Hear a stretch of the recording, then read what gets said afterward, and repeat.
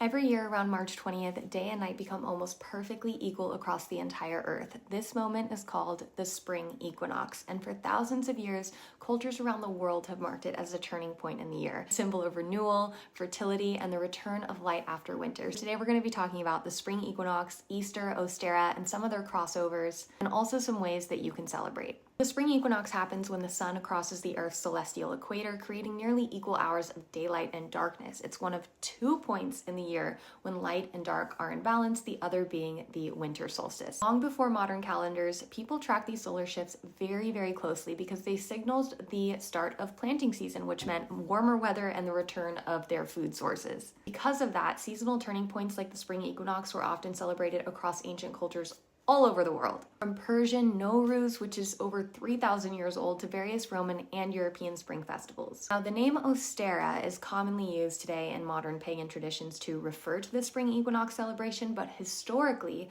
the name traces back to an 8th century Christian monk named Bede. In his writings, Bede described a month in the Anglo-Saxon calendar called Eostermoneth.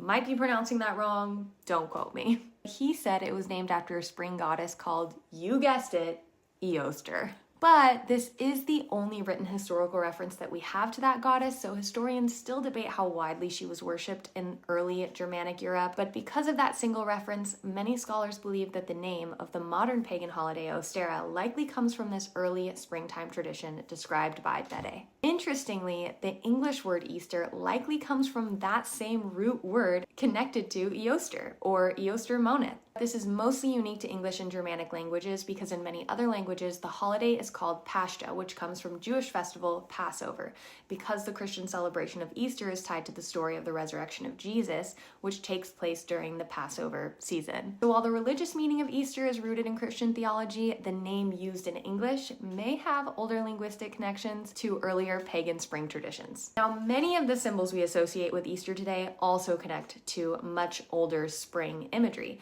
For example, eggs have symbolized fertility and new life for thousands of years and appear in spring celebrations across many cultures, including Persian, Slavic, and European traditions. The association with rabbits and hares likely comes from their reputation of rapid reproduction during springtime, making them natural symbols for fertility. And the Easter bunny tradition itself actually appears much later in Germanic folklore in the 1600s, where children were told that a magical hare would lay colored eggs for them to find. German immigrants later brought that to the United States, where it eventually became part of modern Eastern celebration. Today, many modern pagans and witches celebrate the spring equinox as Ostara, honoring the balance of light and dark and the transitions into the growing season. Celebrations of Ostara became more widely popular in the 20th century, particularly within Wiccan traditions, drawing inspiration from folklore, seasonal cycles, and ancient symbolism connected to fertility and renewal, sowing new seeds, planting new seeds, manifestation, and inviting in whatever it is that you'd like to grow in your life. Regardless of your religious background, the themes that show up again and again in spring celebrations,